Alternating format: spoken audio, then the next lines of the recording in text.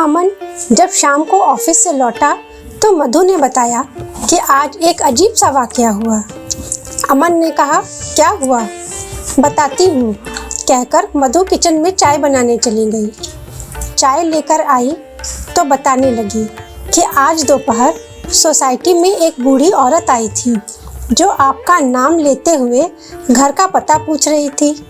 Watchman ने मुझे बताया, परंतु मैं उसे पहचान नहीं पाई। कौन थी? अमन हड़बड़ाया। बूढ़ी औरत? कैसी दिखती थी? मधु बोली, साधारण कपड़े पहने हुए थी, परंतु उसकी एक आंख नहीं थी। वॉचमैन ने मुझे बताया कि औरत अपने आप को आपकी माँ बता रही थी, परंतु आपने कभी माँ के बारे में बताया नहीं। क्या वह सचमुच आपकी माँ है जो आज यहाँ आई थी? अमन कुछ देर चुप रहा और बोला कि हाँ, मेरी माँ है, परंतु मैं उसे बिल्कुल पसंद नहीं करता। वो मधु को बताने लगा, पिता के ना रहने के बाद मेरी माँ एक छोटी दुकान चलाती थी। उससे जो भी कमाई होती उससे हमारा गुजारा चलता था। मेरी माँ की एक आँख नहीं होने की वजह से मैं उनसे नफरत करता था, क्योंकि जब भी वो मेरे स्कूल में आती थी मेरे दोस्त मुझे तेरी माँ की एक ही आँख है कहकर चढ़ाने लगते थे, जो मुझे अच्छा नहीं लगता था। मेरी यही इच्छा थी कि मेरी माँ मेरी पर्सनल दुनिया से दूर रहे।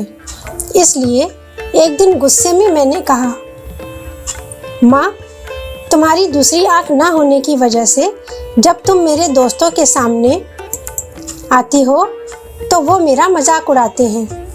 तुम मर क्यों नहीं जाती? उस समय मुझे थोड़ा बुरा महसूस होने लगा था, लेकिन दूसरी ओर मैं खुश भी था, क्योंकि हर समय मैं जो कहना चाहता था वह मैंने कह दिया था। लेकिन ये सब सुनने के बाद मेरी माँ ने मुझे कुछ नहीं कहा और मुझे भी नहीं लगता था कि मैंने उनसे कुछ इतना बुरा और दुख देने वाली बात कही थी। मैं गरीबी और माँ से दूर कहीं जाना चाहता था, इसलिए मैंने बहुत पढ़ाई की। अपनी माँ को छोड़कर पढ़ने के लिए दूसरे शहर आया और यहाँ यूनिवर्सिटी में मुझे प्रवेश मिल गया। इसके कुछ सालों बाद मैं तुमसे शादी करके माँ से दूर यहीं तुम्हारे साथ रहने लगा। मैंने खुद का घर भी खरीद लिया और फिर अपने बच्चे भी हो गए। अब मैं खुशी से एक सफल इंसान की तरह जी रहा हूँ। मुझे यह ज़िंदगी बहुत पसंद है। मैंने सालों से माँ को नहीं देखा।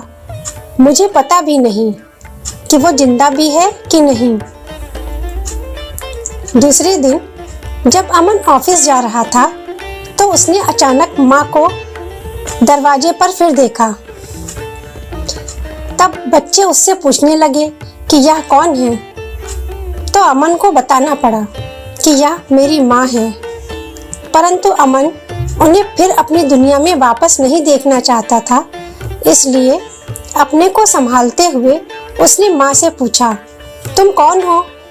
मैं तुम्हें नहीं जानता। माँ को डांटते हुए उसने कहा, तुम्हारी हिम्मत कैसे हुई मेरे घर आने की? मेरे बच्चे डर जाएंगे, चली जाओ यहाँ से।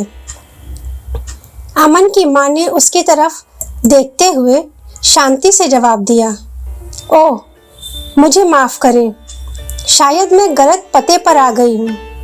और वह चली गई। अमन ने भगवान को धन्यवाद दिया कि उसकी माँ ने उसे नहीं पहचाना। अब वह शांत महसूस कर रहा था। शायद वह अपनी पुरानी जिंदगी के बारे में कभी सोचना भी नहीं चाहता था। ऐसे ही कई दिन बीत गए। एक दिन अचानक अमन के पुराने स्कूल से एक पूरा छात्रों के फंक्शन संबंधी पत्र आया। पत्र पढ़ने के बाद अमन ने स्कूल जाने का मन बनाया, परंतु वह पत्नी को बताना नहीं चाहता था। इसलिए मधु से उसने झूठ कहा कि वह बिजनेस ट्रिप पर जा रहा है। अमन गांव अपने स्कूल पहुंचकर सभी से मिला और अपने घर को देखने की इच्छा से वहां चल दिया। घर पहुंचकर उसने पाया कि माँ ठंडी फर्श पर गिरी हुई थी और कोई हलचल भी नहीं दिखाई दे रही थी। ये सब देखने के बाद भी उसकी आंखों से एक आंसू तक नहीं निकला। तभी उसकी नज़र माँ के हाथों में अटके कागज के एक टुकड़े पर गई। शायद वह अमन के लिए कोई पत्र ही था। उसने देखा कि उसकी पुरानी सारी चीज़ें बहुत ही करीने से सजी हुई थीं। फिर वो कागज का टुकड़ा लेकर पढ़ने लगा। उसमें लिखा था, मेरे बेटे अमन, मुझे लगता है कि अब मेरे जाने का समय आ चुका है और अब मैं तेरे घर भी नहीं आ सकती। लेकिन मैं एक बार तुम्हें देखना चाहती थी और देख भी लिया।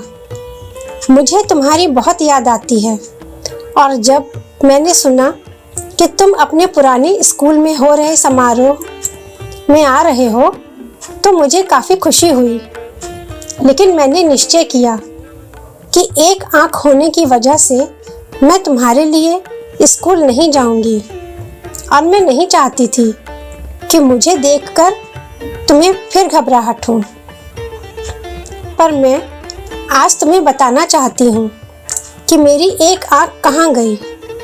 शायद तुम्हें याद नहीं होगा कि जब तुम बहुत छोटे थे तब तुम्हारा एक एक्सीडेंट हो गया था और जिसमें तुमने अपनी एक आँख खो दी थी। एक माँ होने की वजह से मैं तुम्हें एक आँख के साथ बड़ा होता नहीं देख सकती थी।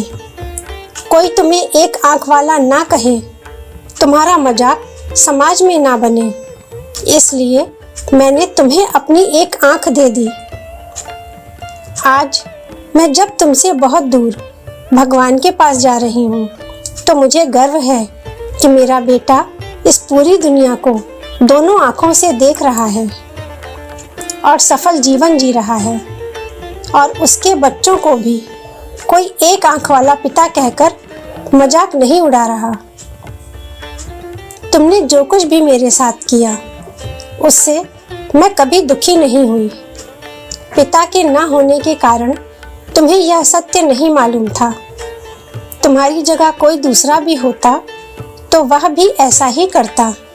काश मैं जीते जी तुम्हें बता पाती, पर मैं तुम्हें दुखी नहीं देखना चाहती थी। शहर में मैं तुमसे मिलने आई और तुम्हारी अमानत तुम्हें सौंपने आई थी, परंतु तुमने मुझे पहचानने से इनकार कर दिया। अगर तुम यहाँ आना तो अपना सामान समेट कर लेते जाना। तुम्हारी गुल्लक भी मंदिर में रखी है, उसे भी लेते जाना, जिसे मैंने बहुत सहेज कर रखा है। मैं तुम्हें सदैव बहुत याद करती रही। आई लव यू बेटा। मेरे लिए तुम ही मेरी दुनिया थे और वहाँ बहुत दूर रहकर भी मेरी दुनिया तुम ही रहोगे। तुम जहाँ भी रहो अपने परिवार के साथ खुश रहो। ये सब पढ़कर अमन रोने लगा और सोचने लगा कि जिस माँ से वह उसकी एक आँख न होने के कारण नफरत करता था, उन्हीं की दी हुई आँख से वह समाज में सम्मानित जीवन जी पा रहा है। रोते रोते वह माँ के चरणों में गिर पड़ा, क्योंकि उसे माँ की असलियत का पता चल गया था और क्षमा मांगने का अवसर दिए बगैर ही माँ दूर जा चुकी थी। दोस्तों, अगर ये कहानी आपको पसंद आई हो तो इसे लाइक करें तथा अपने विचार सुझाव कमेंट बॉक्स में ज़रूर लिखिए तथा हमारे इस चैनल को सब्सक्राइब करें और नोटिफिकेशन के लिए बेल भी ज़रूर दबाएं ताकि हमारी आने वाली रचनाओं की सूचना आपको जल्द से जल्द मिल सके।